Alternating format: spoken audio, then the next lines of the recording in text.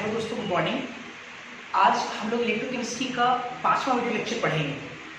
तो आज के इस वीडियो लेक्चर में हम लोग क्वेश्चन अप्रोच करने का तरीका सीखेंगे और साथ ही साथ जो मैंने आपको क्वेश्चन नंबर 23, 24, 25 असाइनमेंट का सवाल दिया था, उसमें कुछ बच्चों को कुछ क्वेश्चंस में प्रॉब्लम है, तो उस प्रॉब्लम का यहाँ पे सॉर्ट आउट करेंगे।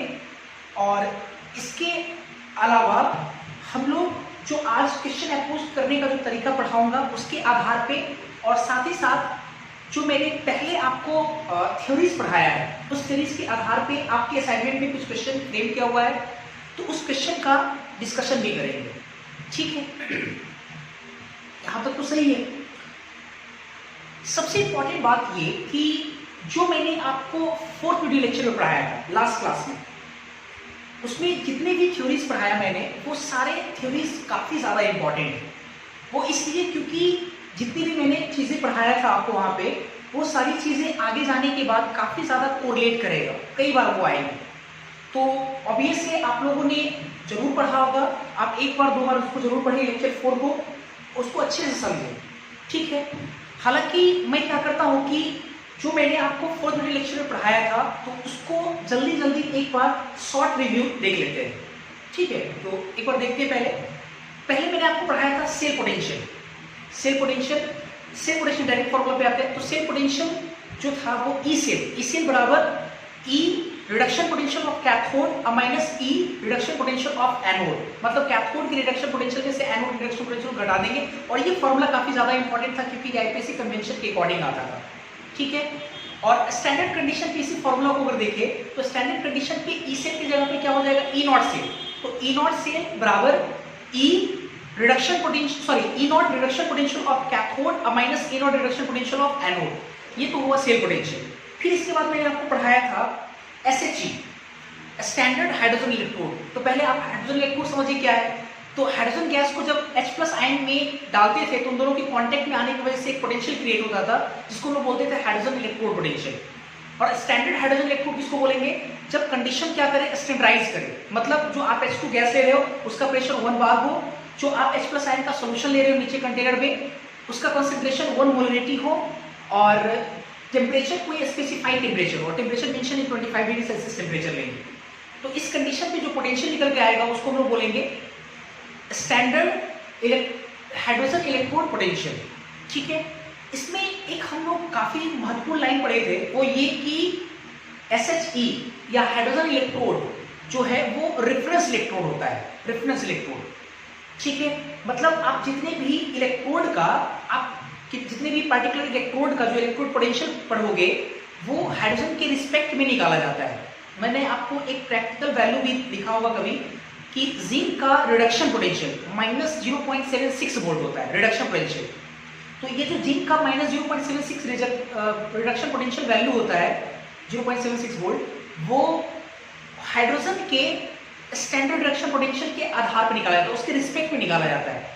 मतलब मान लिया जाता है कि हाइड्रोजन का स्टैंडर्ड रिडक्शन पोटेंशियल का वैल्यू SRP का वैल्यू 0 होता है। हालांकि 0 नहीं होगा, लेकिन मान लेते हैं 0 होता है, और उसको 0 मान करके, और ये जिस इलेक्ट्रोड का निकालना उसको जोड़ देते हैं। डिफरेंस निकालना आसान है, डिफरेंस निकाल लेते हैं, उसको 0 मान लेते हैं, अभी से निकल जाएगा।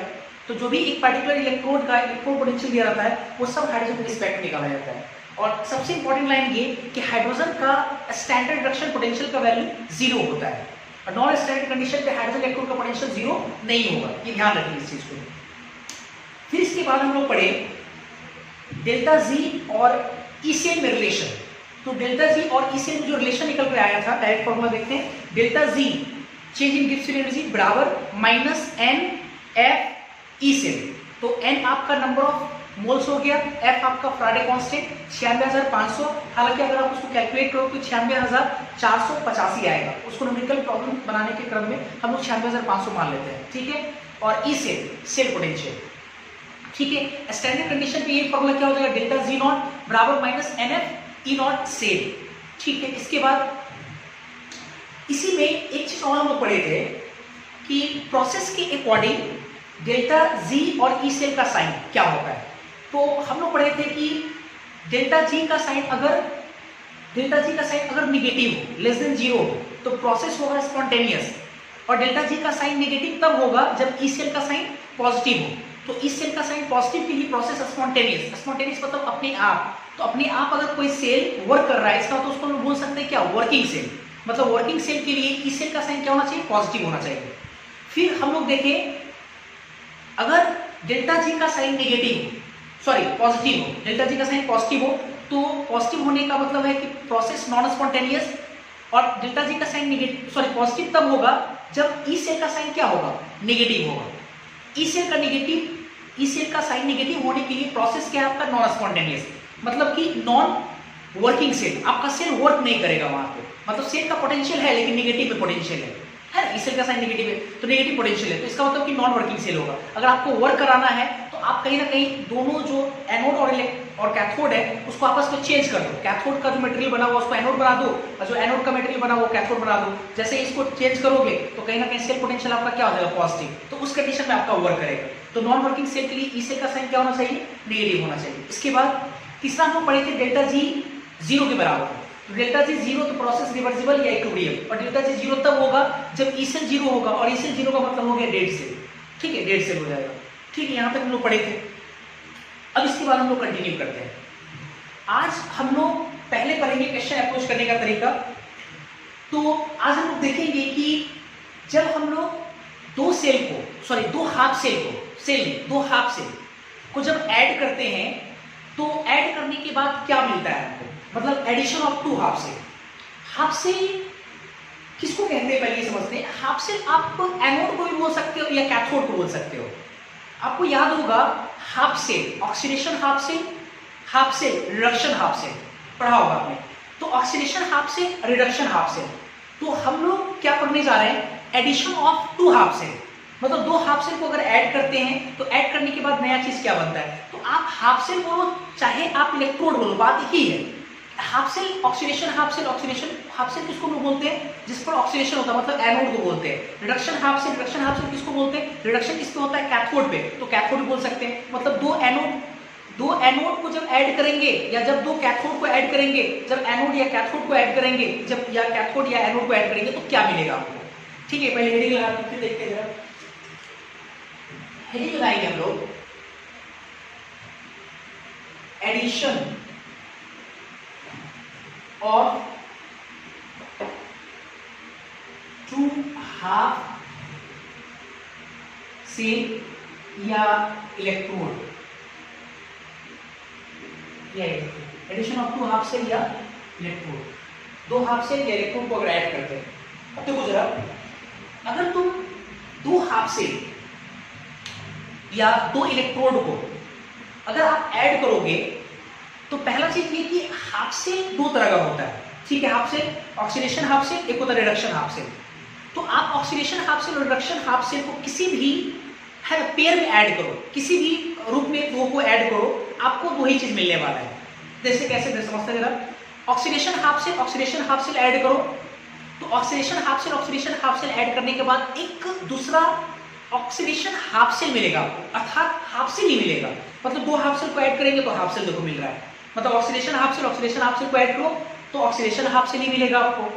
आप रिडक्शन हाफ सेल और रिडक्शन हाफ सेल को ऐड करो तो आपको एक दूसरा रिडक्शन हाफ सेल ही मिलेगा, अर्थात हाफ सेल मिलेगा। और अगर आप दोनों हाफ सेल का नेचर अगर डिफरेंट लेते हो, एक बार सेम नेचर को ऐड कर रहे हैं तो दिख रहा है क्या, हमको एक दूसरा हाफ सेल मिल रहा है।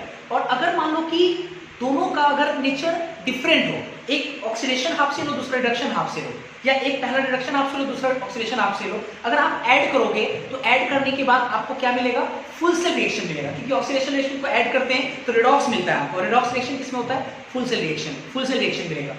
तो यहां से एक बात तो समझ में आ गया कि अगर आप दो हाफ सेल को अगर आप ऐड करते हो, दो हाफ सेल को तो ऐड करेंगे तो देखेंगे कि उसका नेचर क्या है। अगर दोनों हाफ सेल का नेचर सेम है तो सेम होने के कारण क्या होगा, एक दूसरा हमको हाफ सेल मिलेगा। और अगर दो हाफ सेल जब उसको ऐड कर रहे हो, अगर दोनों का नेचर डिफरेंट है तो दोनों का नेचर अगर डिफरेंट है, एक ऑक्सीडेशन दूसरा रिडक्शन या पहला ऑक्सीडेशन दूसरा रिडक्शन, इस तरह से करो तो क्या होगा कि आपको एक नया क्या मिलेगा, सेल रिएक्शन मिलेगा, हाफ सेल नहीं मिलेगा। तो यहां से दो केस लेंगे, पहले हम लोग केस फर्स्ट लेते हैं।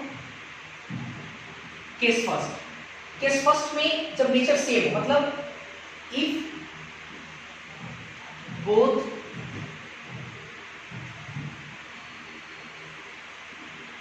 सेल या ब्रैकेट में लिखते हैं electrode are of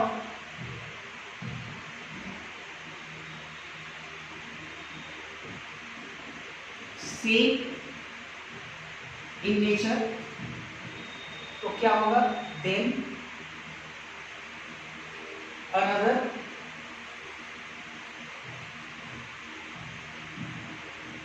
half cell produce, तो एक दूसरा हमको हाफ सेल मिलेगा, ठीक है, प्रोड्यूस। समझते जरा?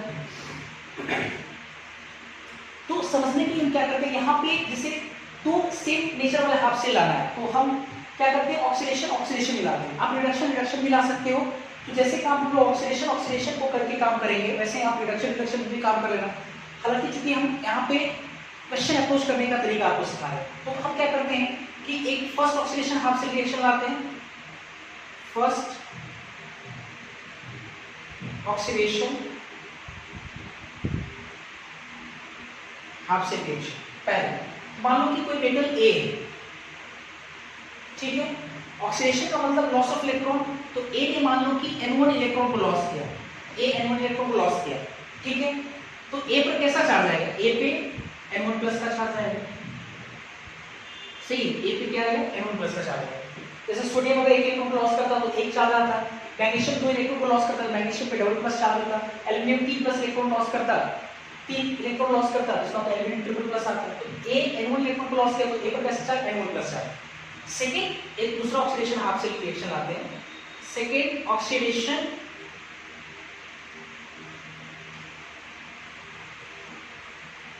Half cell reaction. इस पे क्या करते हैं, चलो सेमी मेटल ले आते, कोई दिक्कत नहीं, लेकिन अलग ऑक्सीडेशन कराते हैं। मान लो कि सेम मेटल मान लो ए लाए और ए जो है इस बार मान लो कि N2 इलेक्ट्रॉन को रिलीज करता है, N2 इलेक्ट्रॉन, ठीक है, अगर N2 इलेक्ट्रॉन को रिलीज करेगा तो ए पर कैसा चार्ज आएगा, ए पे आएगा N2 प्लस, ए पर आएगा हमारा N2 प्लस चार्ज, ठीक है। अब हमने क्या बोला कि दोनों को ऐड करते हैं, चलो ऐड करते हैं, ऐड करेंगे ऑब्वियसली क्या मिलेगा हमको, ऑक्सीडेशन हाफ सेल, एक क्या मिलेगा, अनदर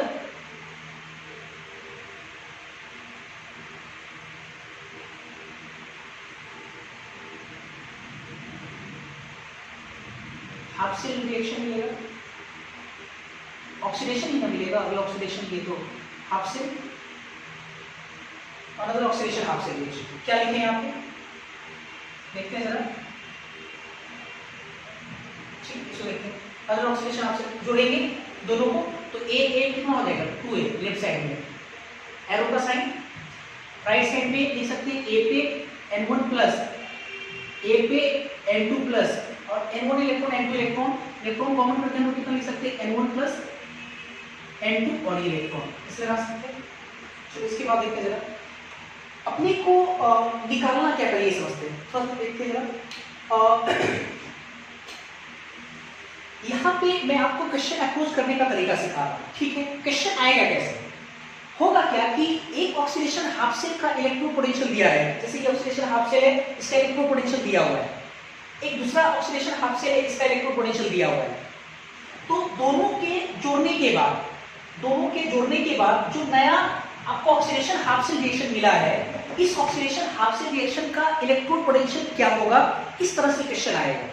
मतलब दो ऑक्सीडेशन हाफ सेल रिएक्शन का इलेक्ट्रो पोटेंशियल दिया रहेगा और दोनों को ऑपरेट आपको करके तीसरा जो हम लोग ऑपरेट करें, मतलब यहाँ प्लस किए तो इसको प्लस करने के बाद जो नया आएगा हमारा रिएक्शन, उसका इलेक्ट्रो पोटेंशियल क्या होगा, इस प्रकार से हमको निकालना है, ठीक है। ए निकालना है, देखते जरा कैसे।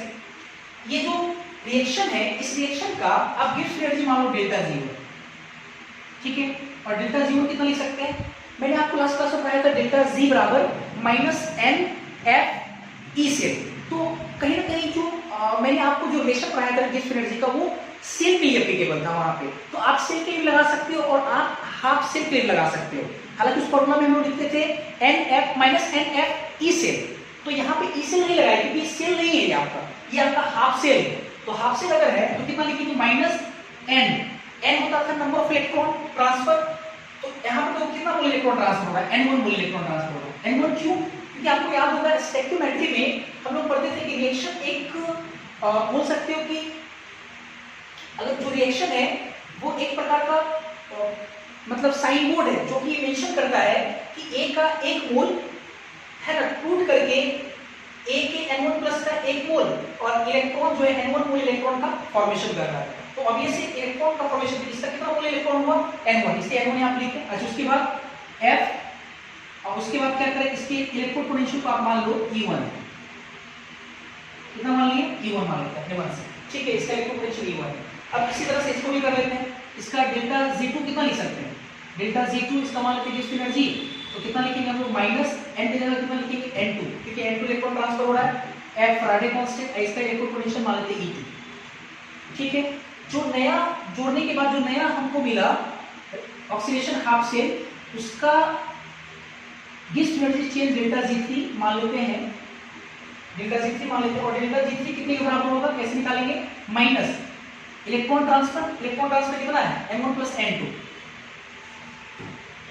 ठीक है, इनटू F इसका इलेक्ट्रोड पोटेंशियल E3 मान लेते हैं। और इसी E3 को अपने को क्या करना है निकालना है, ठीक है। अब आते हैं जरा नाउ ये देखते हैं कैसे निकलता है। नाउ अगर आपको E3 निकालना है तो देखो एक चीज, क्या आप डेल्टा Z3 बराबर delta Z1 plus delta Z2 लिख सकते हैं? कैसे? क्योंकि जो आपका डेल्टा Z3 है ये आपका स्टेट फंक्शन है, स्टेट फंक्शन। तो स्टेट फंक्शन जो भी फिजिकल क्वांटिटीज अगर स्टेट फंक्शन होगा तो आप उसको अगर आप दो को जोड़ने के बाद जो तीसरा फाइनल आता है तो फाइनल आप दोनों के जोड़ के बराबर लिख सकते हैं। आपको याद होगा कि जब हम लोग थर्मोकेमिस्ट्री पढ़ते थे तो एक रिएक्शन का अगर एंथैल्पी चेंज डेल्टा H1 दिया हुआ है, दूसरे रिएक्शन का एंथैल्पी चेंज डेल्टा H2 दिया हुआ है और दोनों रिएक्शन को जोड़ने पे अगर तीसरा रिएक्शन आता है तो तीसरे रिएक्शन का जो एंथैल्पी चेंज होगा वो डेल्टा H1 डेल्टा H2 के जोड़ के बराबर होता है। तो मैंने पहले ही पढ़ाया कि डेल्टा Z3 जो है वो स्टेट फंक्शन है, स्टेट पर डिपेंड करता है। तो ऑब्वियसली इसका डेल्टा Z1 इसका डेल्टा Z2 तो जो फाइनल होगा उसका कितना हो जाएगा डेल्टा Z3 और डेल्टा Z3 किसके बराबर होगा delta Z1 plus delta Z2, इसलिए यहाँ पे delta Z1 plus delta Z2 होगा। अब इसके बाद आते हैं जरा, अब डेल्टा Z3 को हम लोग कितना लिख सकते हैं, अगर हम लोग देखें डेल्टा Z3 को, मेरे को लगता है ये आपको समझ में आ रहा होगा कैसे प्रोसेस में और एक पढ़ाई करता हूँ। जैसे एक प्रोसेस A से डायरेक्ट B जा रहा है, ठीक है, और एक प्रोसेस A से B और फिर नहीं सॉरी एक प्रोसेस A से C और C से B जा रहा है, ऐसे मान लो। तो इसका जो A से B का जो होगा क्या A से B प्रोसेस का जो होगा डेल्टा H, इसको मान लो ये आपका डेल्टा H1 है ये डेल्टा H2। हेस लॉ आपको याद होगा, हेस लॉ, और मैंने आपको पढ़ाया था हेस लॉ के बारे में, तो उसका कॉन्सेप्ट पढ़ाया था कि हेस लॉ जो होता है ना वो इसलिए हेस लॉ लगाते हैं लोग सर्किट में, क्योंकि आपको मैंने कॉन्सेप्ट समझाया था कि अगर सर्किट क्लोज है तो जहां से चलना स्टार्ट किया तो वहीं पे पहुंचते हैं तो उसका नेट जो वैल्यू होगा वो जीरो होगा, क्योंकि वो स्टेट फंक्शन होता है, स्टेट पे डिपेंड करता है। इनिशियल फाइनल स्टेट सेम है इसलिए नेट कितना हो जाएगा जीरो हो जाएगा। तो उसी तरह से आप सोचो ना, अगर इस प्रोसेस का गिब्स एनर्जी डेल्टा Z है, इसका डेल्टा Z1 है, इसका डेल्टा Z2 है, ठीक है, तो इन दोनों के जोड़ के बराबर ये आपका डेल्टा Z3 आएगा, इसको Z3 मान लेते हैं। सो देखो यहाँ पर देखो आप कहेंगे इन दोनों को जोड़ोगे A से C है ये, इसका डेल्टा Z1 और ये C से B है, इसका डेल्टा Z2। तो A से B का कितना होगा, A से B का आएगा जब इन दोनों का आप जोड़ोगे, देखो A से B का देखो डेल्टा Z3 आएगा एस लॉ से। अब जरा दिमाग लगाओ समझ में आपको आ जाएगा, ठीक है। जो बच्चे नहीं समझ रहे इसको अपना ठीक है देखिए चलो। और डेल्टा Z3 बराबर delta Z1 plus delta Z2 लिख सकते हैं। इसके बाद डेल्टा Z3 को हम लोग कितना लिखेंगे माइनस n कितना है N1 प्लस N2 और F और electrode potential E3। Delta Z1 कितना है minus N1 F E1 plus minus N2 F E2, ये डेल्टा Z2 ठीक है। माइनस और F कॉमन लेकर के इसको काटेंगे तो कितना बचेगा N1 प्लस N2 E3 बराबर N1 E1 यहाँ प्लस ये कितना हो जाएगा N2 E2 या अगर E3 सिर्फ लिखे तो E3 बराबर हो जाएगा N1 E1 plus N2E2 divided by N1 plus N2। अब कुछ बच्चे ये सोच रहे हैं कि सर फॉर्मूला आ गया, हम लोग फॉर्मूला काम करेंगे। मैंने आपको पहले ही बताया कि बस ये क्वेश्चन अप्रोच करने का तरीका है, क्योंकि जो आप इसको फॉर्मूला की तरह अगर ट्रीट करोगे तो जो अभी मैंने जो कंडीशन लिया है उसके अकॉर्डिंग तो ये फॉर्मूला लगेगा, लेकिन कंडीशन बदल भी सकता है। कैसे, इसको मैं समझाता हूं जरा। जैसे बढ़िया से, जैसे अभी जो आप another oxidation half cell reaction का जो इलेक्ट्रोड पोटेंशियल E3 निकाले हो, वो तब निकाले हो जब इन दोनों के जोड़ने के बाद आपका ये मिल रहा है, दोनों को जोड़ने से ये मिल रहा है, तो आपके लिए फॉर्मूला लग गया। अब मान लो कि ऐसे कि इस वाले हाफ सेल का इलेक्ट्रोड पोटेंशियल दिया हुआ E1 अच्छे से, इस वाले हाफ सेल का इलेक्ट्रोड पोटेंशियल दिया हुआ E2, और जो नया रिएक्शन है वो सिर्फ डायरेक्ट जोड़ने से नहीं मिल रहा है। मान लो डायरेक्ट जोड़ने से नहीं मिल रहा है, कैसे मिल रहा है? अगर मान लो कि इन दोनों को डायरेक्ट जोड़ने से, मान लो कि इसमें 2 से गुना करना पड़ रहा है, ऐसे 3 से गुना करना पड़ रहा है, अब फिर दोनों को जोड़ने के बाद ये मिल रहा है, तो ऑब्वियस है कि फॉर्मूला ये वाला आपका नहीं लगेगा, फेल हो जाएगा। क्यों? क्योंकि अगर आप 2 से इसमें 3 से इसमें अगर मल्टीप्लाई कर दोगे तो होगा क्या कि ट्रांसफर इलेक्ट्रॉन का संख्या बदल जाएगा। अभी N1 है, अब 2 से जैसे मल्टीप्लाई करेंगे N1 × 2 हो जाएगा, आपका गिब्स एनर्जी ही बदल जाएगा। क्यों? आपको याद होगा कि गिब्स एनर्जी क्या है? आपका गिब्स एनर्जी आपका है एक्सटेंसिव क्वांटिटीज, एक्सटेंसिव मात्रा पे डिपेंड करता है। ऑब्वियस है, तो ये जो डेल्टा G1 अभी आप लगाए हैं वो तो इस रिएक्शन के लिए है, N1 मोल इलेक्ट्रॉन के लिए है। तो अगर आप इसको 2 से मल्टीप्लाई करोगे तो सब में 2 से मल्टीप्लाई होगा, तो डेल्टा G1 आपका कितना हो जाएगा? 2 गुना हो जाएगा, क्योंकि वो आपका एक्सटेंसिव क्वांटिटीज है। तो यही कारण है कि आप इसको फॉर्मूला ना समझे, आप क्वेश्चन अप्रोच करने का इसको तरीका समझे। बस इस तरह से हम लोग को क्वेश्चन को क्या करना है? अप्रोच करना है।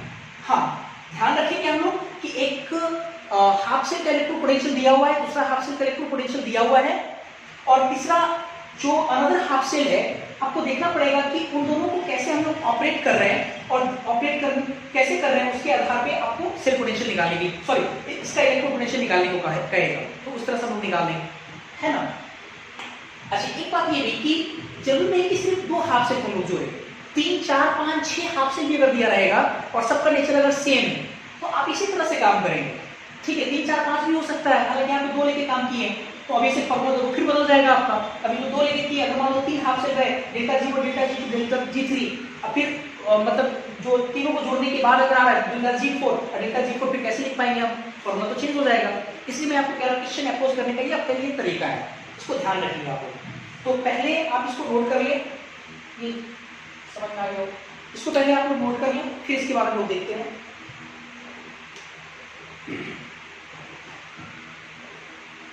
ओके नोट, तो देखते हैं केस 2, इसके बाद देखते हैं। केस 2 में हम लोग देखेंगे कि जब 2 हाफ सेल नेचर क्या हो, डिफरेंट हो दोनों का, एक ऑक्सीडेशन हाफ सेल, दूसरा रिडक्शन हाफ सेल, जब उन दोनों को जोड़ेंगे तो जो हमको नया हाफ सेल मिलेगा, सॉरी जो हमको नया चीज मिलेगा वो क्या मिलेगा? वो हमको मिलेगा सेल रिएक्शन, रिडॉक्स रिएक्शन मिलेगा, क्योंकि ऑक्सीडेशन रिडक्शन को जोड़ेंगे रिडॉक्स मिलेगा, और रिडॉक्स रिएक्शन किसमें होता है? सेल में परफॉर्म करता है। देखते जरा केस 2, इफ, ठीक है, 2 half cell, if 2 half cell मतलब इलेक्ट्रोड भी बोल सकते हैं इसको हम लोग, are of different in nature, then full cell reaction produced, full cell मतलब redox reaction produce होगा, ठीक है, full cell reaction produced। बढ़िया से पहले हम लोग लिखते हैं ऑक्सीडेशन हाफ सेल के लिखते हैं, पहले oxidation half cell reaction, oxidation half cell reaction, और इसके बाद ऑक्सीडेशन हाफ सेल रिएक्शन इसमें लिखते हैं जरा। ऑक्सीडेशन हाफ सेल रिएक्शन में मान लेते हैं ए है, ठीक है, ए मान लो कि N1 इलेक्ट्रॉन को रिलीज किया तो क्या चार्ज आएगा? ए पे N1 प्लस आएगा, ठीक है, ए N1 इलेक्ट्रॉन को रिलीज किया तो ए पे N1 प्लस चार्ज, ये ऑक्सीडेशन हाफ सेल रिएक्शन होगी। अब दूसरा क्या लाएंगे, रिडक्शन, रिडक्शन हाफ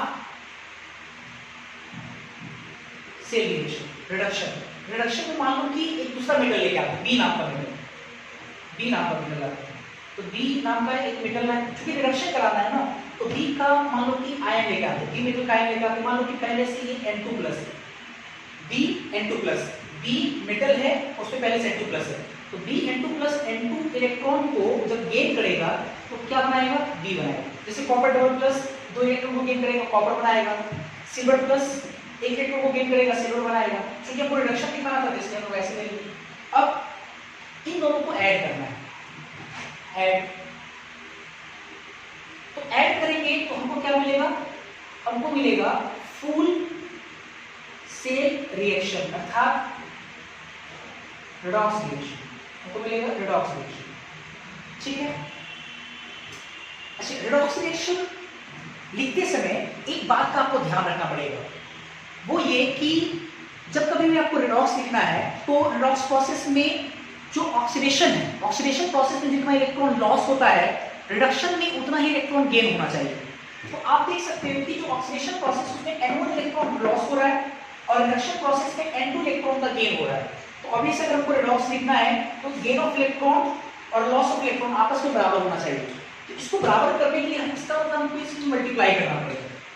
तो इसमें कितने से मल्टीप्लाई करें, इसमें कर देते हैं N2 से मल्टीप्लाई, इसमें कर देते हैं N1 से मल्टीप्लाई, ठीक है, उसमें N2 इसमें N1 से, तो ये हो जाएगा N1 × N2 इलेक्ट्रॉन, और इस वाले में हो जाएगा N1 से करेंगे तो N1 × N2 इलेक्ट्रॉन, और ये दोनों कट जाएगा और इस तरह से आपका क्या आ जाएगा, ये हो जाएगा N2A, N2A प्लस ये इससे मल्टीप्लाई कर N1B B N2 प्लस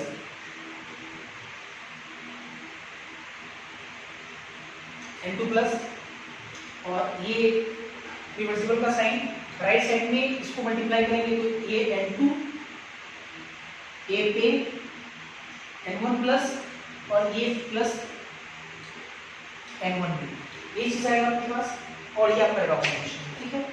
अब ये जो क्वेश्चन अप्रोच करने का जो मैं तरीका सिखा रहा हूं, इसमें निकालना क्या है, तो आपको निकालना होता है कि जैसे ऑक्सीडेशन हाफ सेल का इलेक्ट्रोड पोटेंशियल दिया रहेगा, रिडक्शन हाफ सेल रिएक्शन का इलेक्ट्रोड पोटेंशियल दिया रहेगा, और दोनों को जोड़ने के बाद जो आपको फुल सेल रिएक्शन मिला है, इस फुल सेल रिएक्शन का इलेक्ट्रोड नहीं बोलेंगे, सेल पोटेंशियल क्या होगा, कि सेल रिएक्शन ये तो सेल पोटेंशियल क्या होगा, तो ये सेल पोटेंशियल आपसे पूछा जाएगा क्या होगा। तो चलो उसी तरह से काम करते हैं। इसका गिव्स एनर्जी मान लेते हैं डेल्टा G1 है, मतलब N2 गुना करने के बाद बोल रहे हैं। इसका गिव्स एनर्जी मान लेते हैं डेल्टा G2 है, और इसका गिव्स एनर्जी मान लो कि डेल्टा G3। तो नाउ चूंकि डेल्टा G जो आपका है वो स्टेट फंक्शन है, तो हम लोग डेल्टा G3 बराबर लिख सकते हैं delta G1 plus delta G2, G1 plus delta G2। अब डेल्टा G3 लिखना है, तो डेल्टा G3 कितना लिखेंगे, minus number of electron transfer. तो रिडॉक्स प्रोसेस में इलेक्ट्रॉन ट्रांसफर क्या है, कितना है, और इसी में आप लोग फंसिएगा। आगे अभी तो बहुत लेक्चर बाकी है इसमें, तो आप क्वेश्चन जब बनाओगे इलेक्ट्रोकेमिस्ट्री का तो आपको ये दिक्कत जरूर होगा कि रिडॉक्स प्रोसेस में कितना इलेक्ट्रॉन का ट्रांसफर हो रहा है। तो आपको अगर रिडॉक्स प्रोसेस में कितना इलेक्ट्रॉन ट्रांसफर हो रहा है अगर आपको ये निकालना है तो इसके दो तरीके हैं। तो पहला तरीका देखो क्या है कि जब आप ऑक्सीडेशन और रिडक्शन को जोड़ते हो उससे आपका रिडॉक्स आता है, तो जोड़ने के क्रम में जितना इलेक्ट्रॉन कटता है आपका, जिसको आप काट रहे हो, कितना इलेक्ट्रॉन कट रहा है, N1 × N2, वही आपका क्या है, इलेक्ट्रॉन ट्रांसफर इन रिडॉक्स प्रोसेस, वही आपका इलेक्ट्रॉन ट्रांसफर रिडॉक्स प्रोसेस। एक तरीका ये हो गया, मतलब N1 × N2 आपका क्या है, इलेक्ट्रॉन ट्रांसफर। एक तरीका ये है कि आप रिडॉक्स रिएक्शन को देख करके भी, ये इसको देख करके भी आप इलेक्ट्रॉन ट्रांसफर निकाल सकते हो। कैसे, उसको समझते जरा। हो क्या रहा है कि इसमें A जो है A N1 प्लस में जा रहा है, A से A N1 प्लस जा रहा है, तो इसका मतलब A जब A से N1 प्लस में जाएगा तो कितना इलेक्ट्रॉन को लॉस करेगा, N1 इलेक्ट्रॉन को लॉस करेगा। तो N2A को N2A N1 प्लस में जाने के लिए कितना इलेक्ट्रॉन लॉस करेगा, N1 × N2, A N1 plus में जा रहा है ए से ए N1 प्लस में जा रहा है, N1 इलेक्ट्रॉन लॉस किया, तो N2A अगर ए N1 प्लस में जाएगा तो N1 into N2 इलेक्ट्रॉन को लॉस करेगा। ठीक उसी तरह से आपको रिडक्शन भी समझ में आ जाएगा, B N2 प्लस B में जा रहा है, इसका मतलब N2 इलेक्ट्रॉन को गेन किया होगा, तो अगर N1 B N2 प्लस अगर N1 B में जाएगा तो N1 into N2 इलेक्ट्रॉन को गेन करेगा। तो कहीं ना कहीं इस तरह से पता चल रहा है कि N1 into N2 इलेक्ट्रॉन आपका ट्रांसफर हो रहा है प्रोसेस में। इसको हम यहाँ पे लिखेंगे माइनस N1 N2, उसके बाद F NF और E क्या लिखेंगे, E से, इसका सेल पोटेंशियल E से, चूंकि सेल रिएक्शन बराबर डेल्टा G1। अब देखो डेल्टा G1 लिखना है, बढ़िया समझ आ रहा है, तो डेल्टा G1 हमको लिखना है, तो G1 डेल्टा G1 कितना होगा, तो डेल्टा G1 अगर हम लोग लिखे तो डेल्टा G का फॉर्मूला होता है माइनस NF E होता है, चूंकि इससे नहीं लगाएंगे, इलेक्ट्रोड पोटेंशियल लगाएंगे क्योंकि एक प्रकार का इलेक्ट्रोड है। ठीक है, अब देखो इसमें लगाते हैं तो बच्चे ऐसे समझते हैं, बच्चे क्या गलती करते हैं इसमें, डेल्टा G1 बच्चे ऐसे सोचते हैं कि सर डेल्टा G1 निकालना है तो NF माइनस NF E1 ये होगा, तो N कितना ले बच्चा ये लगाता है N1 लगाता है, तो मैं ये कहना चाहता हूँ वहां पे N1 नहीं लेंगे हम लोग, N1 नहीं लेंगे। कैसे इसको समझाते हैं, आपने इस रिएक्शन में N2 से मल्टीप्लाई किया है और आपको पता है कि गिब्स एनर्जी जो चेंज होता है वो एक्सटेंसिव क्वांटिटीज है, तो अगर ये N2 नहीं होता, सिर्फ ये होता A से N1 plus plus N1 electron, तो इस प्रोसेस के लिए यहाँ से यहाँ तक के लिए अगर इतना ही होता तो आपका इलेक्ट्रॉन ट्रांसफर N1 इलेक्ट्रॉन होता है N1, क्योंकि आपने N2 से इसमें मल्टीप्लाई किया है और गिब्स एनर्जी जो चेंज है वो एक्सटेंसिव क्वांटिटीज होता है, तो एक्सटेंसिव क्वांटिटी चूंकि मात्रा पे डिपेंड करता है, तो आपने N2 से गुणा करने का मतलब ये हुआ कि पहले एक मोल था A का, अब N2 से मल्टीप्लाई कर दिए तो A का N2 मोल हो गया, तो A का अगर N2 मोल हो गया, मास बदल दिए, ऑब्वियस है एक्सटेंसिव क्वांटिटीज है, डेल्टा G बदल जाएगा और डेल्टा G किसके अकॉर्डिंग निकलेगा, जो आपने N1 into N2 के अकॉर्डिंग निकलेगा, है ना, तो इलेक्ट्रॉन ट्रांसफर कितना हो जाएगा, N1 into N2 हो जाएगा, तो इसमें भी माइनस N1 N2 F और इसके इलेक्ट्रोड पोटेंशियल को हम लोग मान लेते हैं E1 इसके लिए। उसी तरह से डेल्टा G2 कितना लिखेंगे, प्लस माइनस N1 N2 है ना F और इसका इलेक्ट्रोड पोटेंशियल हम लोग मान लिए E2। अब माइनस N1 N2 और F इन दोनों में कॉमन है और ऐसे कट जाएगा, तो आपके पास फाइनली क्या आएगा, E से बराबर E1 प्लस E2। ये कोई नया नहीं है, ये मैंने आपको पढ़ाया है, देखो कैसे थोड़ा सा आगे पढ़ाएंगे आपको समझ में आ रहा है कि कहीं ना कहीं आपने पढ़ा है। देखो हम इसी चीज को बढ़िया से क्या ई सेल बराबर हम लोग ऐसे लिख सकते हैं, E1 क्या है, E1 इस वाले रिएक्शन का इलेक्ट्रोड पोटेंशियल, ठीक है, और ये रिएक्शन कैसा है, ऑक्सीडेशन है, ऑक्सीडेशन है, तो ऑक्सीडेशन इलेक्ट्रोड पोटेंशियल लिख सकते हैं हम लोग EOP लिख सकते हैं, EOP लिख सकते हैं। और चूंकि ऑक्सीडेशन आपका होता है किस इलेक्ट्रोड पे, एनोड पर की कैथोड पे, तो एनोड पे होता है, तो E oxidation potential of anode plus E2 आपका इस वाले रिएक्शन का इलेक्ट्रोड पोटेंशियल, और ये रिएक्शन कैसा है, रिडक्शन पोटेंशियल, सॉरी रिडक्शन है, इसका मतलब ERP होगा, और रिडक्शन किस पर होता है, कैथोड पे, तो इसका मतलब रिडक्शन पोटेंशियल ये किसका है, कैथोड पे। एक लाइन और बढ़ाते हैं, ज्यादा समझ में आएगा। अच्छा, आपको एक चीज याद होगा कि एक पार्टिकुलर इलेक्ट्रोड का ऑक्सीडेशन पोटेंशियल और रिडक्शन पोटेंशियल का मान सेम होता है, साइन अपोजिट होता है, तो एनोड का ऑक्सीडेशन पोटेंशियल को हमको रिडक्शन पोटेंशियल बदलना है, तो माइनस लगा करके ERP लगा दिए यहाँ पे, ये एनोड ही रहेगा, plus E reduction potential of cathode, इसको जस्ट का तस रहने दें।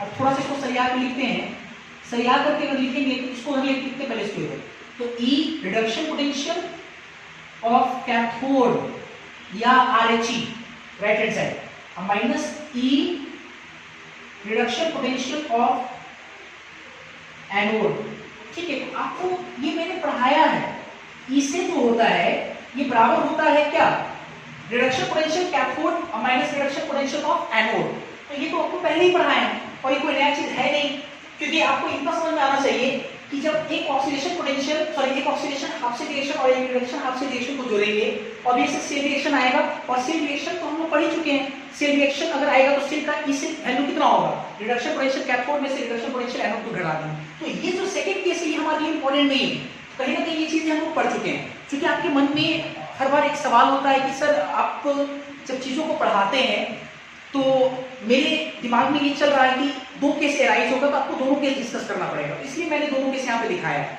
हालांकि आपके लिए इंपॉर्टेंट पहला केस ही, पहला केस मतलब जब हम लोग दो सेम नेचर वाले अगर हाफ सेल को जोड़ेंगे तो एक अनदर हाफ सेल आएगा, या दो से ज्यादा भी हम जोड़ सकते हैं, दो या दो से ज्यादा अगर हाफ सेल को जोड़ते हैं एक अनदर हाफ सेल रिएक्शन आएगा, और उस अनदर हाफ सेल रिएक्शन का E cell value sorry electron potential value कैसे निकालेंगे, वो क्वेश्चन अप्रोच करने का जो तरीका जो पहला मैंने सिखाया वो इंपॉर्टेंट है आपके लिए।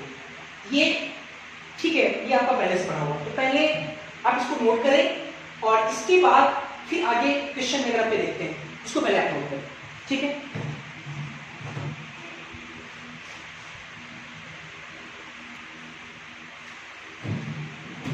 अच्छा, अब लास्ट क्लास में जो मैंने सवाल दिया था 23, 24 और 25, उसमें कुछ क्वेश्चन में बच्चों को प्रॉब्लम है, तो वो क्वेश्चन पहले डिस्कस कर लेते हैं।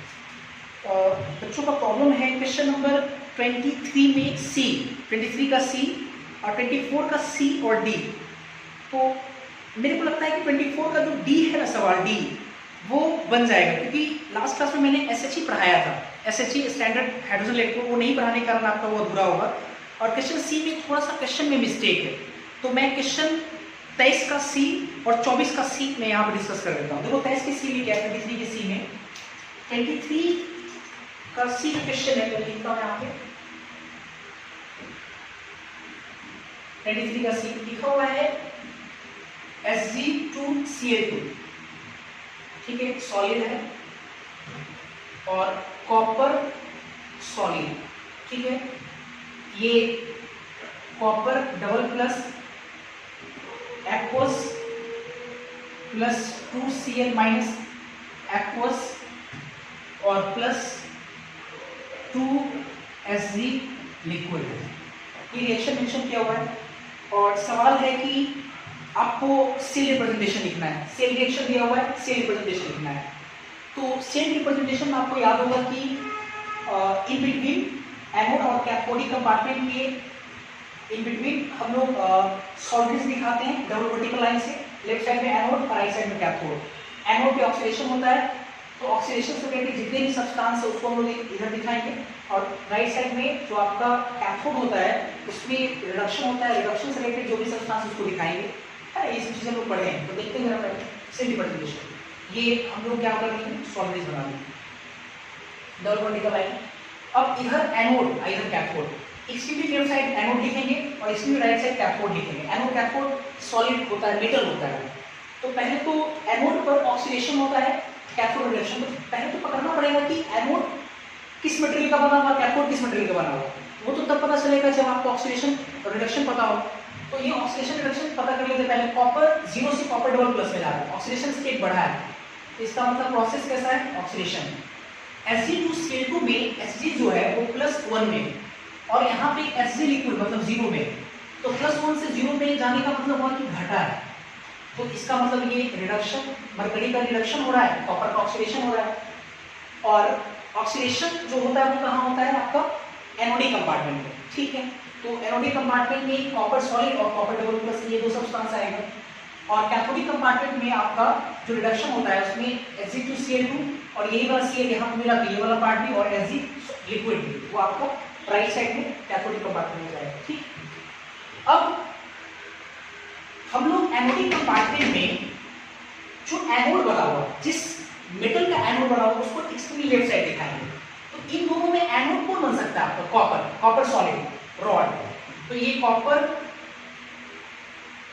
सॉलिड आपका एक्सट्रीमली लेफ्ट साइड में हमने एनोड दिखा दिया, और इसके अलावा मटेरियल आपका कॉपर डबल प्लस है, कॉपर डबल प्लस एक्वस, ये मैंने दिखा दिया। दोनों का फेस क्या है, डिफरेंट है, इसलिए वर्टिकल लाइन से इसको सेपरेट कर दिया।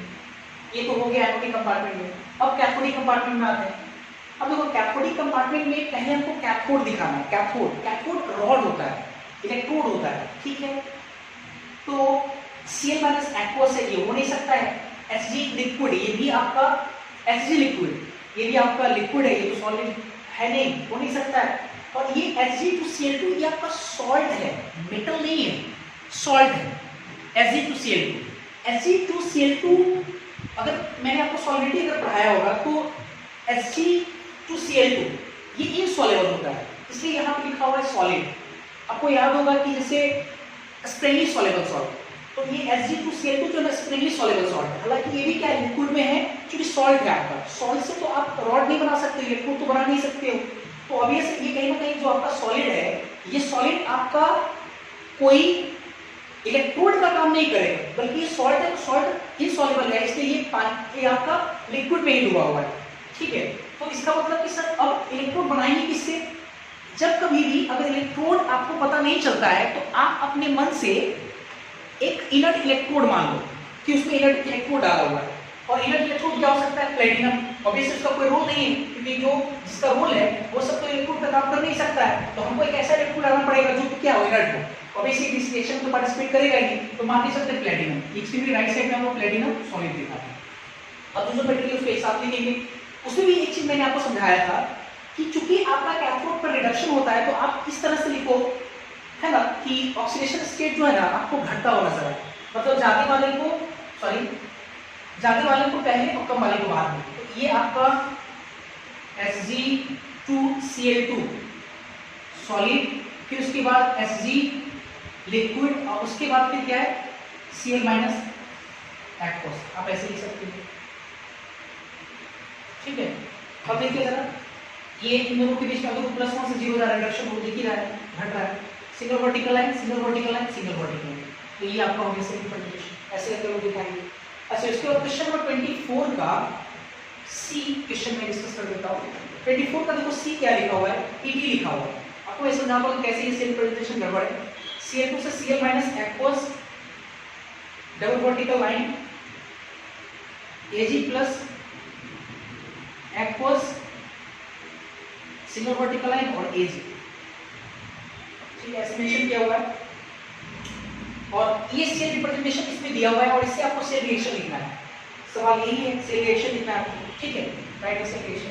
तो एक चीज देखो ना कि जैसे जो सेल रिप्रेजेंटेशन होता है उसमें ये सॉल्ट फेज है, ये आपका एनोडिक कंपार्टमेंट, ये आपका कैथोडिक कंपार्टमेंट। ऑब्वियस है प्लेटिनम, देखो मैंने आपको बोला भी था कि गैस के केस में जो है वो वर्टिकल का इस्तेमाल करिए, गैस है आपका, ये सॉलिड है, तो गैस के केस में लोग सिंगल वर्टिकल लाइन इस्तेमाल कर सकते हो, कॉमन इस्तेमाल कर सकते हैं। ठीक है, इसलिए वहाँ कॉमन लिखा हुआ, कोई दिक्कत नहीं है ऐसे। चलो देखो जरा, क्योंकि यहाँ तो रिप्रेजेंटेशन गलत है, यहाँ पे होना चाहिए ऑक्सीडेशन, लेकिन आपको देखना चाहिए रिडक्शन। Cl2 में Cl 0 ऑक्सीडेशन से माइनस, तो 0 से माइनस जाने का मतलब क्या होगा, घट रहा है, तो घटने का मतलब रिडक्शन, तो ऑब्वियसली इसको चेंज करना पड़ेगा। ये गड़बड़ है थोड़ा सा, ये रिप्रेजेंटेशन ही गड़बड़ है, इसको चेंज करना पड़ेगा, और चेंज करके हमको क्या लिखना पड़ेगा, ये सही राइट रिप्रेजेंटेशन होगा। Cl- से Cl2 एक्वस, सॉरी Cl2 और A double vertical line, Ag plus aqueous, और ये सिल्वर सॉल्ट, ये आपको देखना है। अब देखो लिखते हैं जरा, अब वो रेडॉक्स रिएक्शन लिखना है, तो आपको पता होना चाहिए ये एनोड है, और एनोड पर क्या होता है, ऑक्सीडेशन। ये आपका कैथोड है, इस पर क्या होता है, रिडक्शन। तो पहले ऑक्सीडेशन लिखते हैं, Cl- ऑक्सीडेशन, इलेक्ट्रॉन रिलीज करेगा, Cl- एक इलेक्ट्रॉन रिलीज किया, जैसे Cl- एक इलेक्ट्रॉन रिलीज पड़ेगा तो Cl बनेगा, हालांकि Cl2 गैस बन रहा है, इसका मतलब कि हाफ लगा के तो बैलेंस करना पड़ेगा। ठीक है, ये ऑक्सीडेशन हो गया। रिडक्शन, सिल्वर प्लस है, सिल्वर प्लस ऑब्वियसली एक इलेक्ट्रॉन को गेन करेगा तो सिल्वर बनाएगा। ये आपका ऑक्सीडेशन है और ये आपका रिडक्शन है, दोनों को जोड़ते हैं, जोड़ेंगे तो सेल रिएक्शन आएगा। सेल रिएक्शन जोड़ने क्रम में एक बात आपको ध्यान में करने के लिए कि ऑक्सीडेशन कितना इलेक्ट्रॉन लॉस होता है उतना गेन होना चाहिए, एक इलेक्ट्रॉन लॉस एक इलेक्ट्रॉन गेन, सही है। एक एक कट दिया तो आपके पास बचा क्या, Ag plus plus Cl minus, Ag plus plus Cl minus, right side में हाफ Cl2 गैस और प्लस क्या, सिल्वर केस, ये आपका हो गया सेल रिएक्शन। सही है, क्वेश्चन 24 का डी बन जाएगा, देख लीजिएगा आप। फिर इसके बाद देखते हैं इसको प्रूव करेंगे।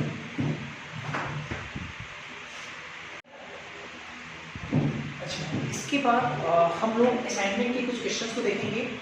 असाइनमेंट में क्वेश्चन नंबर 26, 27 और 28, ये जो 3 क्वेश्चन आपका है ये सेल पोटेंशियल और स्टैंडर्ड सेल पोटेंशियल पे आधारित है, ऊपर भी हेडिंग भी लगा होगा। तो पहले 26 हम सॉल्व करते हैं, अच्छे से समझाते हैं पहले इसको, देखो क्वेश्चन 26 में क्या लिखा हुआ है कि फॉर द सेल रिएक्शन, एक सेल रिएक्शन दिया हुआ है ऐसे, है ना, 2 मोल सीरियम Ce पे 4 प्लस CO कोबाल्ट से 2 मोल सीरियम पे ट्रिपल प्लस और plus cobalt double plus, cobalt है कार्बन मोनोऑक्साइड नहीं, छोटा सा हो गया, कोबाल्ट पे डबल प्लस। और फिर बोला गया कि E naught cell, E naught cell मतलब standard cell potential, E naught cell जो है वो इज 1.89 वोल्ट दिया हुआ है। और फिर बोला है if E not standard CO double plus से CO कोबाल्ट डबल प्लस से कोबाल्ट जो है उसका रिडक्शन जो हो रहा है ना, डबल प्लस से 0 रिडक्शन पोटेंशियल, तो रिडक्शन पोटेंशियल दिया हुआ है कोबाल्ट के लिए -0.28 वोल्ट कोबाल्ट का रिडक्शन पोटेंशियल दिया हुआ है। तो आपसे बोल रहा है कि what is the value of E not C 4 plus से C ट्रिपल प्लस, 4 प्लस से 3 प्लस का होता है रिडक्शन पोटेंशियल, बिल्कुल रिडक्शन पोटेंशियल ऑफ सीरियम आपको निकालना है, ये सवाल है। अब फर्स्ट इंप्रेशन में क्वेश्चन को देखने से लगता है कि क्वेश्चन बिल्कुल फॉर्मूला पुटिंग, कैसे मैं आपको समझाता हूँ, दिमाग में आपके तुरंत आता है सर क्वेश्चन तो बिल्कुल आसानी से बनेगा, कैसे आपको लगता है सर फॉर्मूला हम लोग लगाएंगे E नॉट सेल का, तो E नॉट सेल का फॉर्मूला होता है E नॉट सेल बराबर रिडक्शन पोटेंशियल कैथोड का और minus reduction potential of anode का। तो बच्चे सोचते हैं कि सर E नॉट सेल तो दिया हुआ है, एक का रिडक्शन पोटेंशियल दिया हुआ है, एक का रिडक्शन पोटेंशियल पूछा जा रहा है, तो फॉर्मूला पुटिंग सवाल हो गया बच्चे। लेकिन एक चीज आपको समझ में आना चाहिए कि रिडक्शन पोटेंशियल कैथोड में से रिडक्शन पोटेंशियल एनोड को घटाना है, तो आपको यहां मेंशन नहीं किया है कि कोबाल्ट या सीरियम का कौन सा इलेक्ट्रोड जो है वो आपका मतलब एनोड किस है ना मेटल का बना हुआ है, कैथोड किस मेटल का बना हुआ है, ये मेंशन नहीं किया हुआ है, किस मेटल का कैथोड है किस मेटल का एनोड है, ये नहीं मेंशन किया है। तो आपको रिडक्शन पोटेंशियल में से दूसरा रिडक्शन पोटेंशियल घटाना है, तो एक प्रॉब्लम ये आएगी कि आपको ये कैसे पता चलेगा कि कैथोड किस मेटेरियल का बना हुआ है, ताकि हम उसके रिडक्शन पोटेंशियल में से दूसरे रिडक्शन पोटेंशियल घटा सके। तो ये पता करने के लिए ये आपके पास एक रिएक्शन दिया हुआ है, और इस रिएक्शन से पता चलेगा कि किस मेटेरियल का कैथोड बना हुआ है, किस मेटेरियल का एनोड बना हुआ है। तो पहले तो आपको कैथोड एनोड पता करना पड़ेगा। अब देखो कोबाल्ट CO से CO डबल प्लस जा रहा है, सेल रिएक्शन है, और भी ऑक्सीडेशन स्टेट बढ़ा है, तो इसका मतलब प्रोसेस कैसा हुआ, ऑक्सीडेशन, ठीक है। और सीरियम 4 प्लस से सीरियम 3 प्लस में जा रहा है, तो अभी इस ऑक्सीडेशन स्टेट घटा है, मतलब ये क्या हुआ है, रिडक्शन। तो ये ऑक्सीडेशन रिडक्शन, आपको ये पता चल गया कि कोबाल्ट का एनोड है और सीरियम का कहीं ना कहीं कैथोड, मतलब कैथोडिक कंपार्टमेंट में सीरियम आता है। तो नाउ अब सीधा फॉर्मूला पुटिंग हो गया सवाल। नाउ जो मैंने फॉर्मूला पढ़ा है वो लिखते हैं पहले, क्या फॉर्मूला है, E नॉट सेल बराबर E नॉट रिडक्शन पोटेंशियल, पहले लिख देते हैं इसका cathode minus E not reduction potential of anode, ये लिखते हैं। अब इसको हम चाहते हैं स्पेसिस के फॉर्म लिखें, कैसे लिखेंगे, E नॉट कैथोड, पहले कैथोड किस चीज का बना होता है, कैथोड देखते हैं हमें किस चीज का बना हुआ है, कैथोड पर रिडक्शन होता है, रिडक्शन सीरियम वगैरह मटेरियल इस्तेमाल हुआ है, ठीक है। और हमको रिडक्शन के तौर पर दिखाना, हम दिखाएंगे क्या, C पे 4 प्लस से C ट्रिपल प्लस, इसको एलिमिनेट करके लिख सकते हैं हम लोग, minus E not reduction potential anode पर ऑक्सीडेशन होता है, कोबाल्ट जो है एनोडिक कंपार्टमेंट में आपका कोबाल्ट से रिलेटेड चीज है, ठीक है। अब हमको उसका रिडक्शन पोटेंशियल दिखाना है, तो भाई साहब ये जो CO से CO डबल प्लस है ये कहीं ना कहीं ऑक्सीडेशन है, लेकिन हमको रिडक्शन पोटेंशियल दिखाना है, तो हम क्या करेंगे, वहां पे क्या लिखेंगे, E नॉट रिडक्शन पोटेंशियल मतलब क्या लिखना पड़ेगा, CO डबल प्लस से हमको CO लिखना पड़ जाएगा, है ना, ऐसे लिखकर हम लिखेंगे।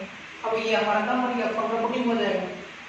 अब रखते हैं E नॉट से कितना 1.89 बराबर सीरियम 4 प्लस सीरियम 3 प्लस, ये निकालना ही है, E नॉट सीरियम 4 प्लस से सीरियम ट्रिपल प्लस माइनस, इसका वैल्यू दिया हुआ माइनस में 0.28, तो इसको इधर ले आएंगे, कि माइनस में प्लस इधर जाएगा तो माइनस आ जाएगा, तो आपका E नॉट सीरियम 4 प्लस से सीरियम ट्रिपल प्लस, इसको इधर लाएंगे तो 1.89 माइनस 0.28 घटाएंगे कितना आएगा, 8 9 में 60 गया 1 है ना, 8 9 में 60 गया 1, 8 में 2 गया तो 6, तो 1.61 आपका आंसर हो जाएगा, ठीक है। क्वेश्चन 27 देखते हैं, समझ में आ गया, ठीक है। 27 देखते हैं, अब देखो 27 में क्वेश्चन क्या है, लिखा हुआ determine the standard reduction potential for the half cell. और देखो हाफ सेल दिया हुआ है, Cl2 दो इलेक्ट्रॉन को गेन करके दो मोल Cl माइनस बना रहा है, अब ये इलेक्ट्रॉन गेन करेगा तो माइनस आ जाएगा। तो ये एक हाफ सेल रिएक्शन है, और इस हाफ सेल रिएक्शन का आपसे बोला जा रहा है स्टैंडर्ड रिडक्शन पोटेंशियल। तो ये स्टैंडर्ड रिडक्शन पोटेंशियल का मतलब हुआ आपको निकालना है ई नॉट, स्टैंडर्ड हो गया, क्योंकि रिडक्शन निकालना है तो रिडक्शन के लिए हमको कैसे लिखेंगे, ये तो है रिडक्शन का रिएक्शन है, तो हम लोग को कैसे लिखना पड़ेगा, Cl2 से Cl माइनस, तो 0 से माइनस 1 मतलब घट रहा है, ऐसे लिखना पड़ेगा। और यही आपको क्या करना है, निकालना है वाट, ठीक है। और दिया हुआ क्या क्या given Pt double plus 2 mole Cl minus से Pt plus Cl2 E naught cell, ये रिएक्शन है आपका सेल रिएक्शन, और इसका E naught cell standard cell potential minus 0.15 volt दिया हुआ है।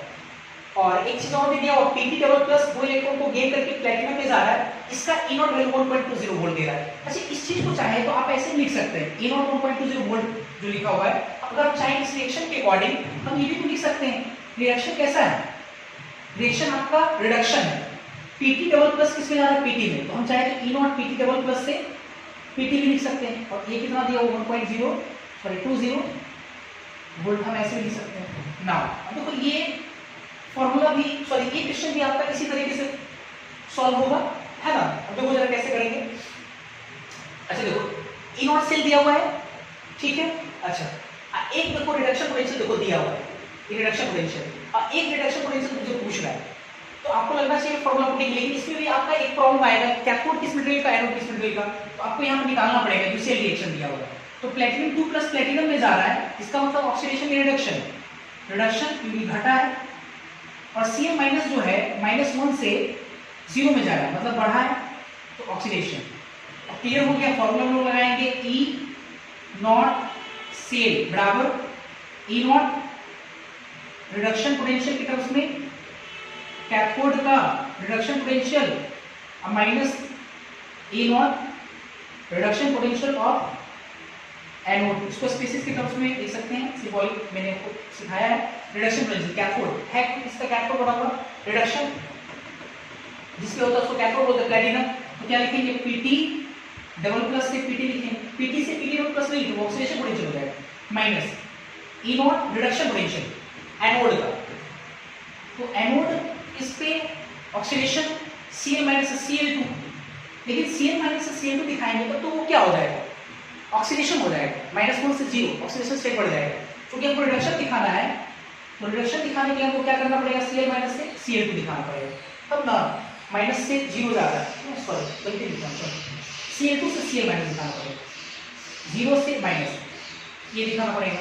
अब देखो सब दिया हुआ है, अब देखो अच्छे से ये ई नॉट सेल तो आपके पास दिया हुआ है, यहाँ पे Pt डॉट प्लस से Pt देखो डायरेक्ट दिया हुआ है, और Cl2 से Cl माइनस देखो आपको निकालने की यही चीज बोल रहा है। अगर आपसे बोलता है स्टैंडर्ड ऑक्सीडेशन पोटेंशियल और रिएक्शन पलटा होता तो हम लोग इसको निकाल करके माइनस साइन लगा देते कि एक पर्टिकुलर इलेक्ट्रोड का ऑक्सीडेशन रिडक्शन पोटेंशियल का मान सेम होता है, साइन अपोजिट होता है, तो जरूर लगाते हैं। ई नॉट से कितना है माइनस में 0.15 वोल्ट है बराबर Pt डबल प्लस से Pt 1.20 है, ठीक है, माइनस Cl2 से Cl माइनस ये तो निकालना है, ई नॉट Cl2 से Cl माइनस, देखो इसको इधर लाते हैं, इसको उधर ले जाते हैं, जुड़ जाएगा इस बार, तो ई नॉट Cl2 से Cl माइनस बराबर, तो उसको उधर लेके जोड़ेंगे कि 1.35 वोल्ट आ जाएगा, इसका आंसर हो जाएगा, है ना।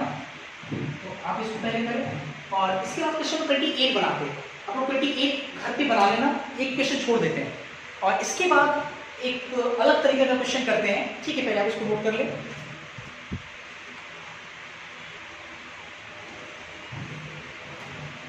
इसके बाद हम लोग असाइनमेंट के क्वेश्चन नंबर 31 सॉल्व करेंगे।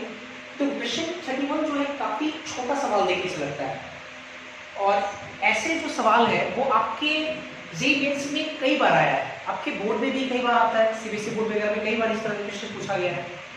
तो हालांकि इस क्वेश्चन का कॉन्सेप्ट बड़ा आसान है ना, कॉन्सेप्ट बहुत आसान है। तो इम्पोर्टेंट क्या है कि इस क्वेश्चन को हमको पकड़ना कैसे है, मतलब इसके कॉन्सेप्ट, मतलब क्वेश्चन स्टार्ट कहाँ से करें, कैसे सोचे, है ना। देखते पहले जरा पहले क्वेश्चन पर पढ़ लेते हैं। क्वेश्चन लिखा हुआ है कि इफ ई नॉट मतलब स्टैंडर्ड है ना, E naught F E triple plus से एफ ई बराबर माइनस 0.44 वोल्ट, ठीक है। ट्रिपल प्लस से अगर आयरन ट्रिपल प्लस से एफ ई में जाता है तो उस प्रोसेस का ई नॉट रिडक्शन पोटेंशियल है ना, रिडक्शन ट्रिपल प्लस से 0 में रिडक्शन पोटेंशियल माइनस 0.44 वोल्ट और E naught F E triple plus से एफ ई डबल प्लस, तो ट्रिपल प्लस से डबल प्लस आयरन जब 3 प्लस से 2 प्लस में गया ये भी रिडक्शन ही है, डिक्रीज और ऑक्सीडेशन स्टेट, तो उस प्रोसेस का स्टैंडर्ड रिडक्शन पोटेंशियल 0.77 वोल्ट है। तो आपसे कहा जा रहा है कि E naught F E triple plus से एफ ई मतलब ये भी तो कोई स्टैंडर्ड रिडक्शन पोटेंशियल है लेकिन ट्रिपल प्लस से एफ ई में जा रही है, तो इस प्रोसेस का स्टैंडर्ड रिडक्शन पोटेंशियल का वैल्यू कितना होगा ये आपसे पूछ रहा है। तो देखो ना इसको कैसे समझे, किस थ्योरी से इसको मैच कराएं, है ना, किस फॉर्मूला से इसको मैच कराएं, इसमें कौन सा कॉन्सेप्ट लगेगा, इसको जरा सोचते हैं अच्छे से। देखो क्या है कि एक रिडक्शन रिएक्शन है, एक रिडक्शन ऑब्वियसली हाफ होता है, रिडक्शन हाफ रिएक्शन का रिडक्शन पोटेंशियल दिया हुआ है, ये भी रिडक्शन है तो रिडक्शन हाफ लिखेंगे और उस रिएक्शन का भी पोटेंशियल दिया हुआ है और आपसे एक नए रिडक्शन रिएक्शन का आपसे स्टैंडर्ड रिडक्शन पोटेंशियल का वैल्यू पूछ रहा है क्या होगा। मतलब आप ऐसे समझो मोटे तौर पे कि रिडक्शन पोटेंशियल दो रिडक्शन पोटेंशियल दिया हुआ है और एक तीसरा रिडक्शन पोटेंशियल का वैल्यू पूछ रहा है। तो आज जो मैंने आपको क्वेश्चन अप्रोच करने के तरीका में सिखाया था कि दो ऑक्सीडेशन हाफ को जोड़ते हैं तो अनदर एक ऑक्सीडेशन हाफ से मिलता है तो उसका इलेक्ट्रिक पोटेंशियल कैसे निकालते हैं, तो सवाल वही है। लेकिन इस बार यहाँ पे दो रिडक्शन पोटेंशियल दे करके ऐसे बोल सकते हैं रिडक्शन हाफ सेल रिएक्शन दे करके एक नए रिडक्शन हाफ सेल रिएक्शन का इलेक्ट्रो पोटेंशियल पूछ रहा है। तो पहले तो इसको ऐसे पहले लिखते हैं इसकी तरफ एफ ई ट्रिपल प्लस से एफ ई 3 प्लस से एफ ई में जाने का मतलब हुआ कि ये 3 इलेक्ट्रॉन को गेन किया तो ई किस में जाएगा, एफ ई में जाएगा। और इस प्रोसेस का इलेक्ट्रोन पोटेंशियल कितना है, E naught F E triple plus से एफ ई जो है वो मेंशन किया हुआ माइनस 0.44, ठीक है, ये हो गया। दूसरा देखो एफ ई ट्रिपल प्लस से एफ ई डबल प्लस, तो एफ ई ट्रिपल प्लस से एफ ई डबल प्लस में जाने का मतलब हुआ कितना इलेक्ट्रॉन गेन करेगा, एक इलेक्ट्रॉन, तभी जाएगा ये एफ ई डबल प्लस में। और इस प्रोसेस का जो रिडक्शन है पोटेंशियल दिया हुआ है एफ ई ट्रिपल प्लस से F E double plus 0.77 volt ये दिया हुआ है। और आपसे एफ ई ट्रिपल प्लस से एफ ई ट्रिपल प्लस से एफ ई मतलब कितना इलेक्ट्रॉन गेन करेगा, 3 इलेक्ट्रॉन, तभी तो एफ ई में जाएगा। तो आपसे इस प्रोसेस का standard reduction potential F E triple plus से एफ ई का वैल्यू पूछ रहा है क्या होगा, ये सवाल है ना। ऐसे क्या लोग स्क्रीन किए सवाल अब देखो जरा अच्छे से, जो नया हाफ सेल है ये नया हाफ सेल को आपको क्या करना है कि जनरेट करना है, किसकी मदद से, इन दोनों हाफ सेल की मदद से। अब इन दोनों हाफ सेल को आपको इस तरह से ऑपरेट करना है, गुना भागा जो भी हो सकता है, लेकिन अभी है नहीं सर, हो सकता है या गुना करे या भागा करे फिर उसको आपस में जोड़े कि घटाएं, किस प्रकार से इसको ऑपरेट करें ताकि ऑपरेट करने पे ये हमारा जो नया हाफ सेल रिएक्शन है वो आ जाए। तो मेरे को लगता है सीधा सीधा इन दोनों को ऐड करने से आएगा। आप इसको पहला मान लो, इसको दूसरा रिएक्शन मान लो, फर्स्ट और सेकेंड, तो फर्स्ट और प्लस सेकेंड अगर करोगे तो पहला दूसरा को जोड़ने से साफ साफ तो पा रहा है कैसे, ये तो कट जाएगा आपका,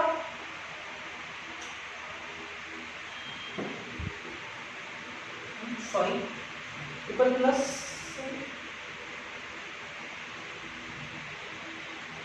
मेरे को लगता है कि ये डबल प्लस होना चाहिए, एक सेकेंड ये प्रॉब्लम है, हाँ देखो डबल प्लस है, सॉरी ये डबल प्लस आने का मतलब यहाँ 2 इलेक्ट्रॉन हो जाएगा, बाकी सब ठीक है, यहाँ भी 2 प्लस है, ठीक है। तो देखो क्या इन दोनों को जैसे हम जोड़ेंगे तो ये एफ ई डबल प्लस तो कोई एफ ई डबल प्लस, ये दोनों कैंसिल हो जाएगा और बस क्या जाएगा F E triple plus 3 electron gain करेगा और एफ ई देखो ये आ जाएगा। मतलब पहला दूसरा को जोड़ने से आपका एफ ई डबल प्लस को जाएगा ट्रिपल प्लस प्लस 3 इलेक्ट्रॉन और इधर क्या आ जाएगा एफ ई, है ना, ये आ गया। दोनों को जोड़ने से। ठीक है, तो लगाएं आप लोग फॉर्मूला। तो हालांकि जो मैंने बोला फॉर्मूला नहीं है, आप कॉन्सेप्ट लगाओ। कॉन्सेप्ट कैसे लगाएंगे हम लोग? ठीक है, कॉन्सेप्ट आप लगाओ डेल्टा जी1 करके, आप उसको लगाओ। इसको आप डेल्टा जी1 मानो, इसको डेल्टा जी, और इसको कितना मानो? Delta G. तो नाउ है ना, डेल्टा जी3 बराबर डेल्टा जी1 डेल्टा जी2। ठीक है, ये मान लेते हैं, बढ़िया से लिखना है। आगे बढ़ते हैं। तो डेल्टा जी3 इसका लिखना है, बढ़िया से माना है। डेल्टा जी3 माइनस n का वैल्यू कितना, इलेक्ट्रॉन ट्रांसफर कितना? 3 f, और इसका कितना लिखेंगे? Electro potential E not Fe triple plus के Fe बराबर। ठीक है, डेल्टा जी1 ये वाला, तो कितना लिखेंगे? माइनस n कितना इलेक्ट्रॉन ट्रांसफर? 2 f, और इसका E not Fe double plus से Fe। ठीक है, ये लिख दिए। फिर उसके बाद प्लस, अब फिर क्या करेंगे? डेल्टा जी2 लिखेंगे, डेल्टा जी2, तो माइनस n कितना इलेक्ट्रॉन ट्रांसफर हो रहा है इसमें? एक f, और E नॉट कितना? Fe ट्रिपल प्लस से Fe डबल प्लस, ऐसे कर लो। ठीक, अब देखो जरा अच्छे से, माइनस f कैंसिल हो जाएगा, तो ये 3 E not Fe triple plus से Fe बराबर, माइनस तो कट गया 2, और ये E not Fe double plus से Fe प्लस, ये यहाँ पे सिर्फ होगा E not Fe triple plus से Fe डबल प्लस। तो आराम से निकल जाएगा, इन दोनों को वैल्यू दिया हुआ है, इसको निकालना है। तो ये 3 रहने देते हैं, E not Fe triple plus Fe बराबर 2 इंटू Fe डबल प्लस से Fe कितना दिया हुआ? माइनस में 0.44 volt, plus Fe triple plus से Fe डबल प्लस कितना दिया हुआ? 0.77 प्लस में कितना वोल्ट, तो ये कितना हो जाएगा? माइनस में 0.88 और प्लस 0.77। तो जब आप लिखोगे E not Fe triple plus से Fe है ना, बराबर कितना होगा? 3 से डिवाइड हो जाएगा, ये आएगा 0.11 डिवाइडेड बाय 3, माइनस में आएगा। हाँ, माइनस। ठीक है, तो सॉल्व करने के बाद 0 माइनस में 0 कितना लगेगा? पॉइंट लगा करके 11 करके ना, ये 3 के 9 और 2 बचा, 2 3 के 9 और 20, तो 3 से 23 का मान लेते हैं, 3 से 23। ठीक है, तो मेरे को लगता है 0.037 ये आंसर हो जाएगा माइनस में। ठीक है, इतना आ जाएगा। ठीक है, अच्छा ये तो एक तरीका हुआ। आपको नहीं लगता है ये तरीका काफी लेंदी है? तो अगर आप चाहो तो छोटा तरीका भी हो सकता है। अब उस छोटे तरीके को समझने के लिए आपको हेस लॉ का कॉन्सेप्ट पे जाना पड़ेगा। हेस लॉ थर्मोकेमिस्ट्री में पढ़ाया अच्छे से, तो इतना अगर आपको नहीं करना है, ये रिएक्शन लिखो फिर ऑपरेट करो, कितना इलेक्ट्रॉन मतलब ट्रांसफर हो रहा है, फिर उसको डेल्टा जी मतलब कि स्टेट फंक्शन के हिसाब से डेल्टा जी1 डेल्टा जी2 बराबर करो, फिर इतना लिखो फिर काटो, तो काफी टाइम टेकिंग है ये सब चीजें। तो काफी टाइम टेकिंग होने की वजह से आपका ये सवाल काफी समय में बनेगा। तो अगर आप चाहते हैं कि इस क्वेश्चन को हम तुरंत सॉल्व करें, तो इसके लिए आपको हेस लॉ आना चाहिए। ठीक है, हेस लॉ आना चाहिए। अब हेस लॉ पहले तो आप इसको नोट करो, तो मैं इसमें दे रहा हूं, पहले आप इसको तेजी से नोट करो, मैं आपको दिखाऊं कितना तेजी से इक्वेशन बनेगा। ठीक है, हेस लॉ को से तो आप पहले इसको नोट कर लो। ठीक है, नोट हो गया होगा तो मिटाते हैं पहले। ठीक है, आपको इतना लिखना भी नहीं है, आप पहले इसको नोट कर लो।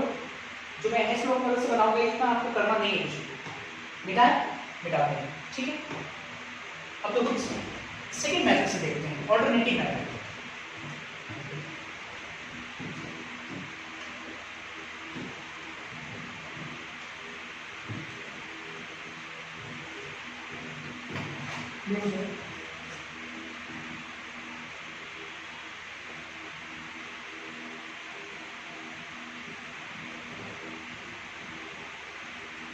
अल्टरनेटिव मेथड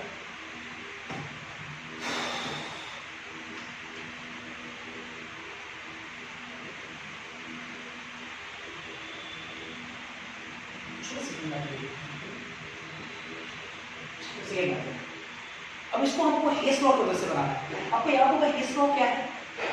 हेस लॉ आपको याद होगा कि हेस लॉ जो है वो क्लोज सर्किट में लगता था, है ना, क्लोज सर्किट क्लोज हो। आपको याद होगा हेस लॉ क्लोज सर्किट में काम करता था, है ना।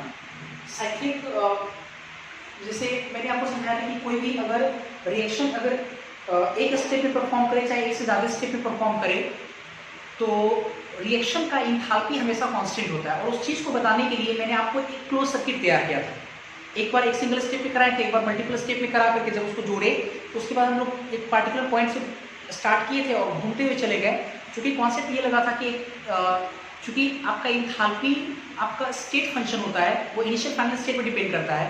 तो इनिशियल फाइनल स्टेट पर डिपेंड करता है, तो जिस तरह से अगर क्लॉकवाइज गए उस क्लॉकवाइज डायरेक्शन में अगर एरो उसी डायरेक्शन में मिलते हैं तो उसको प्लस और अपोजिट डायरेक्शन मिलता था उसको नेगेटिव, ऐसे कॉन्सेप्ट हम लगाए थे वहाँ पे।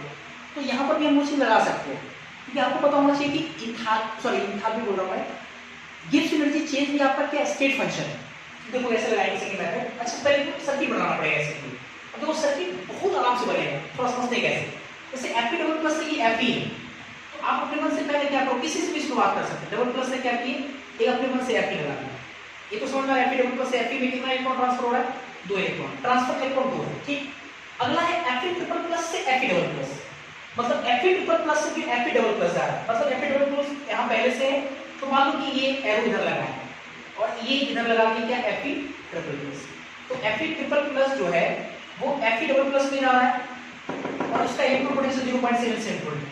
और इस प्रोसेस में इलेक्ट्रॉन ट्रांसफर साफ साफ दिख रहा है आपको कि एक इलेक्ट्रॉन ट्रांसफर हो रहा है। इसका पोटेंशियल भी आपको पता है, डबल प्लस से 0 में जब जा रहा है Fe में जा रहा है तो ये -44 वोल्ट है, सॉरी 0.44 वोल्ट है। और Fe ट्रिपल प्लस जब Fe डबल प्लस में जा रहा है तो ये प्लस में 0.77 वोल्ट है ना इस प्रोसेस। और तीसरा जो निकालना है आपको वो Fe ट्रिपल प्लस से Fe, मतलब देखो Fe ट्रिपल प्लस से Fe ये निकालना है। और इसमें कितना इलेक्ट्रॉन का ट्रांसफर हो रहा है, 3 इलेक्ट्रॉन का। और इसका E निकालना है, आप E नॉट इसको मान लो, E नॉट आपको समझना है, ट्रिपल प्लस से Fe मतलब ये वाला E नॉट आपको निकालना है। इतना आराम से हम लोग एक क्लोज सर्किट बना लिए। अब अभी जो मैं आपको 2-3 स्टेप यहाँ पे कॉन्सेप्चुअली समझाऊंगा, तो वो हालांकि आज के लिए रहेगा, सिर्फ आज के लिए समझाने के क्रम में। अगली बार से आप उस 3 स्टेप को लिखना नहीं है, मैं आपको समझा दूंगा क्या करना है काम। अब वो करते क्या है, क्लोज सर्किट बन गया। अब यहाँ से स्टार्ट करते हैं, आप कहीं से स्टार्ट कर सकते हैं, ये सब सिखाया हुआ है। और ऐसे करके यहाँ तक हम पहुँचते हैं क्लॉकवाइज, मान लो घूम जाते हैं। तो अगर आप यहाँ से घूमते हुए अगर यहाँ पे आते हो तो इन 3 प्रोसेस है, 1 2 3। तो अगर आप क्लॉकवाइज आ रहे हैं तो उसी डायरेक्शन में अगर आपको एरो मिलता है तब तो पॉजिटिव लिखेंगे, और अगर उल्टा मिलता है तो नेगेटिव लिखेंगे। तो ये पहला वाला प्रोसेस का मान लो, समझने के लिए शुरुआत में मैं बोल रहा हूँ कि चूंकि डेल्टा जी जो आपका है वो स्टेट फंक्शन है, तो डेल्टा जी में 0 होगा फॉर साइक्लिक प्रोसेस। क्लियर है, कॉन्सेप्ट में समझा रहा हूँ। डेल्टा जी में क्या होगा, 0 होगा स्टेट फंक्शन।